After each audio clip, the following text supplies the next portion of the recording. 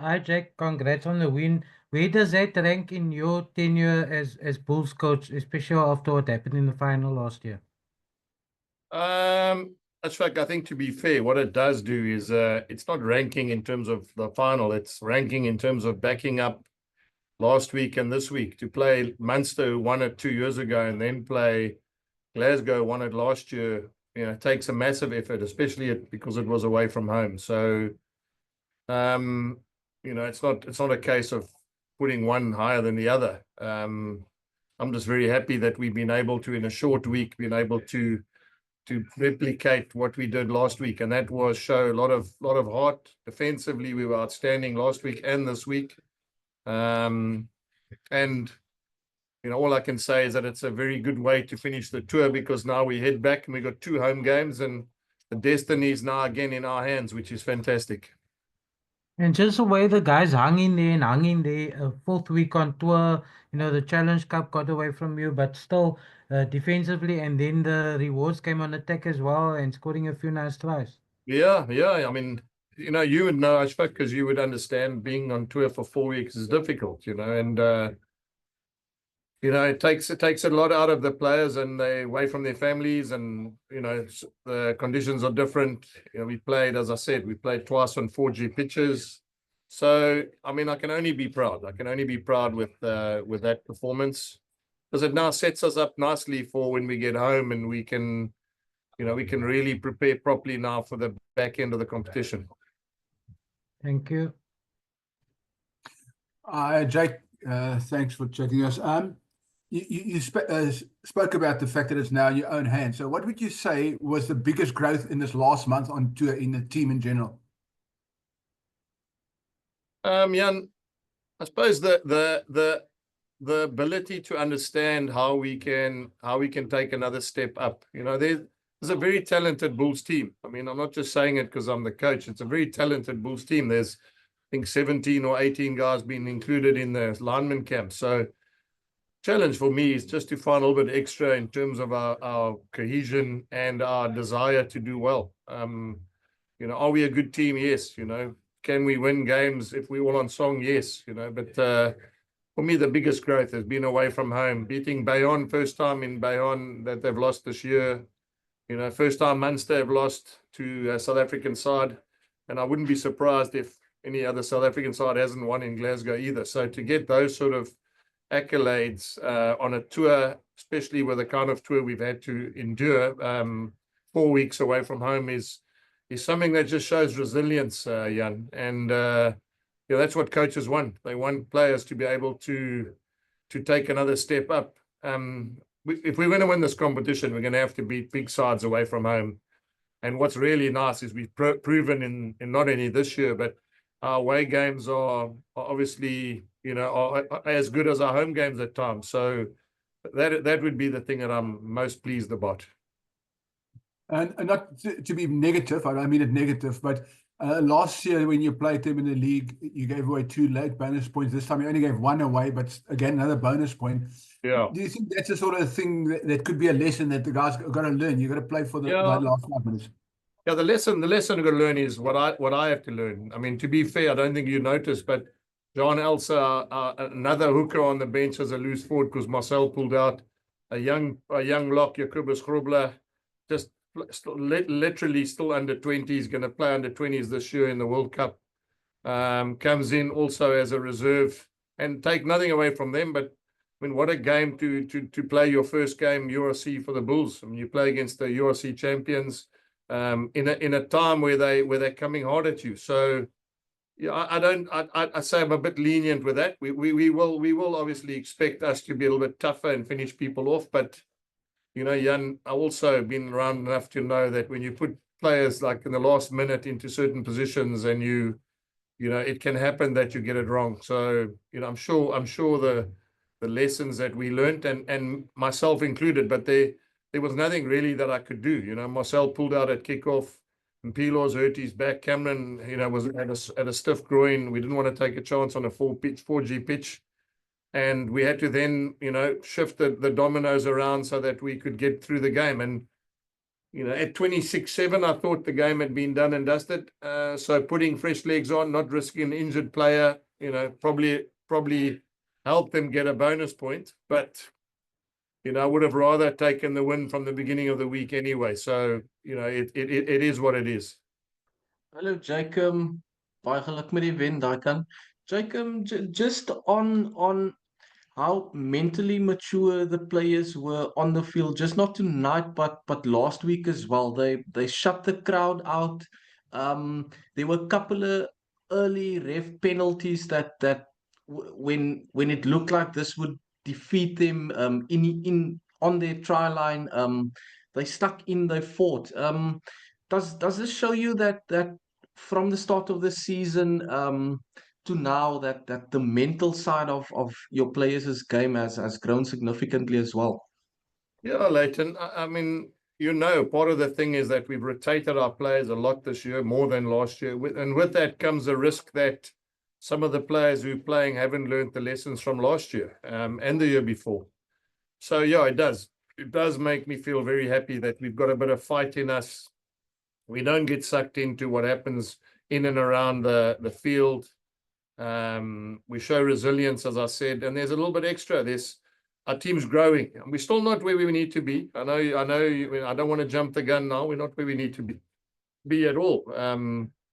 But we'll grow, and wins like this can only make the change room atmosphere, you know, feel like it does. Wins like this can only make you a better team. So, you know, back-to-back wins against two teams that have won the tournament in 2 years. You know, Munster won it 2 years ago, Glasgow won it last year, and I repeat myself, you know, to win those 2 games away from home against teams that have been good enough to win this competition says a lot about how we're growing as a group. And then just will you, when you get home, send them now to go clear their heads for this next week? Yep. That's you know, that's the plan. I think they need to get away. They've had 4 weeks away. Some of them got young families. I think it's only fair that they spend some time with their families as well. You know, there's no more that I can do, you know, in terms of preparation. We've been playing for such a long time now.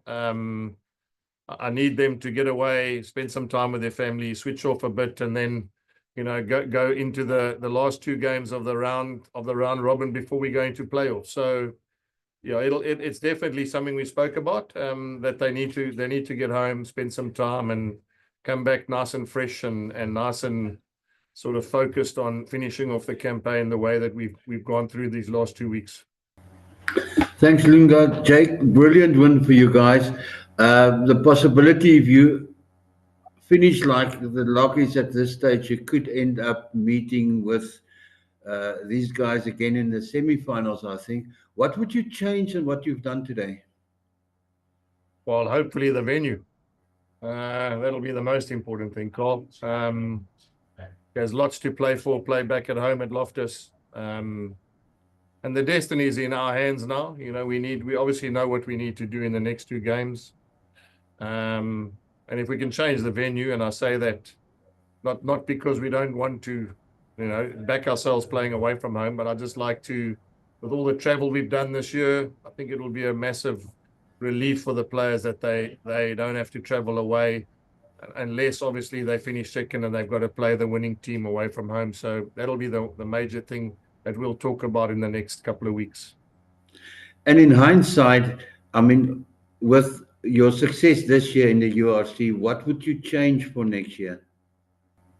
Yeah, well, it's difficult, Carl, because we haven't finished the campaign yet. You know, I mean, if everything goes according to plan and we win the competition at the end, then there wouldn't be too many changes I would make. And you know, the way it is now, I mean, most of the decisions we made, most of the changes we made, most of the choices we've had to make, whether it's selection, whether it's touring, whether it's squad sizes, whether it's training programs, has worked in our favor. So, you know, I think it's probably easier to say that when we get to the back end of the competition and the competition is finished, then we can look back and see what worked and what didn't work from week to week.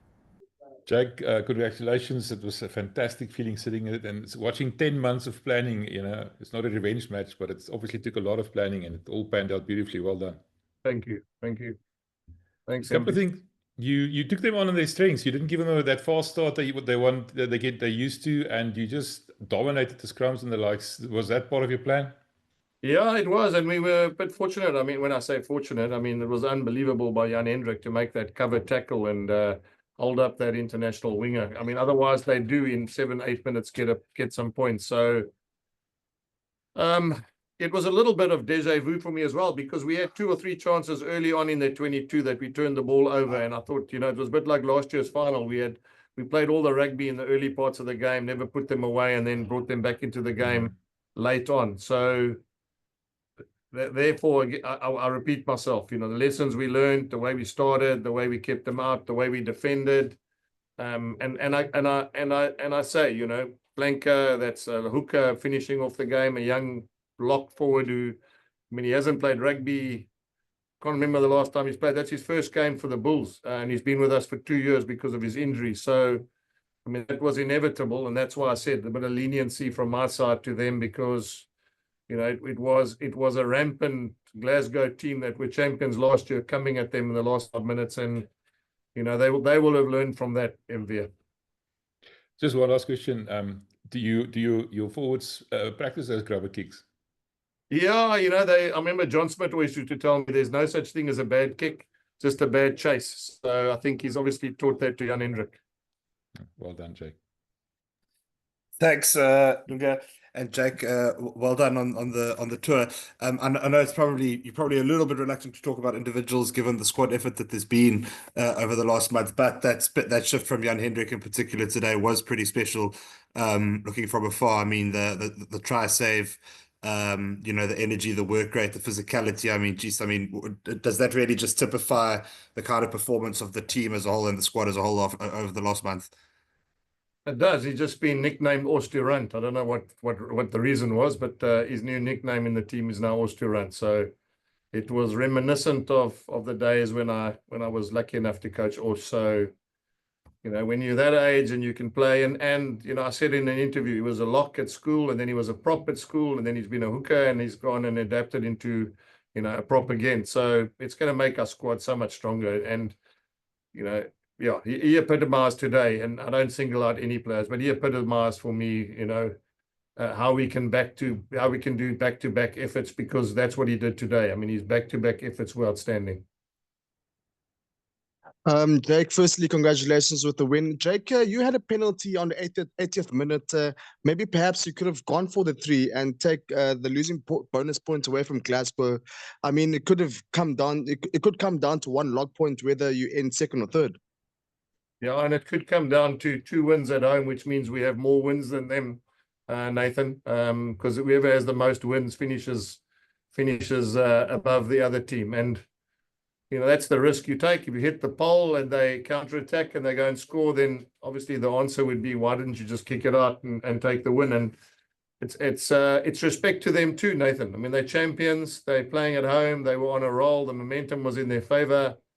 And I just felt that it was the way it should be done. Take the win. If you had said to me before the game, they get 1, we get 4, we would have said to you, fantastic. So we don't want to be arrogant, say, let's go for the poles, hit the pole, give a penalty away for a high tackle or whatever. And the next thing you end up, chasing them back to your try line. So I'm comfortable. We wanted the win. We got the win. It's 4 weeks on tour. We had a mix and match bench today, and I still would have said, let's take the 4 points. Jake, I know you didn't appreciate that I went at you with this whole revenge situation, but now surely we can all put it to bed that you've beaten the team that you lost to in the final last year. Yeah, Nathan, there's no revenge. I repeat myself, we're going to play them again. So what happens now? The headlines is revenge time for Glasgow when they play us again. No, I mean, that's rugby. For me, I don't work on that basis. I want them to play well. I want the team to play rugby because they enjoy rugby. I want them to be up for it because they want to be best and they want to win games. So we never spoke at all about revenge. And what I did say to you is that when you're involved in sport, like Rory McIlroy showed me, is there's unfinished business. And that's why when he was so emotional winning what he did, we need to beat big sides to win this competition. And if it means along the way that we got to beat Munster and Glasgow away from home to win the comp, then then it is what it is. So definitely no revenge, just a sweet victory about the fact that we now got our destiny in our own hands, and if things go according to plan, we can possibly play a semi-final at home. But we still got a lot of work to do. There's still 3 games to go. We got 2 pool games and a quarterfinal, and we would have learned that no one can jump the gun. I mean, last year teams that finished high up on the log lost the quarterfinals, 2 teams below them. So we still got a lot of planning and work to do in the next couple of weeks. Coach Jake, congratulations on the win. Just a question from my side. Marcel and Cameron spoke a lot this week about the team building and how this tour has really kind of brought the squad together. How important do you think this 4-week tour was for you guys for the future of the Bulls rugby team? I mean, you can see in tonight's game how the guys played for each other. And I know the commentators also commented on this and how the guys worked back on the kicks when you guys worked back. I mean, the squad was unbelievable tonight. So how do you think this tour built the squad for the future of the Bulls rugby team? Yeah, and it's not just tonight. I mean, it's the whole tour. It's spending time together. It's credit. I just said to our CEO, credit. We based ourselves in a really nice place. We spent some quality time together. We got 2 massive wins against 2 really quality teams. Ronaldo, I mean, you've played rugby at the highest level. You'll know what I'm talking about. Is that those things they're memories that help you build a culture in your team. They're memories that build friendships, and they're memories that build, the cohesion and the understanding in your group as well. Not just with players, with coaches, with staff, with so this is obviously something that we're going to be really appreciative of when we go now into, as I said, the last back end of the competition. But I don't want to get ahead of ourselves. We've still got a lot of games. I see Cardiff beat Munster today, and we've got Cardiff next up. So there's a lot of work that needs to be done between now and the end of the tournament. And then just a last question. You've obviously emphasized this whole year about going into the last stretch of the competition. Are you happy with where you guys are currently? Have you guys gone above your expectations, or was this kind of your goal to be in this situation now?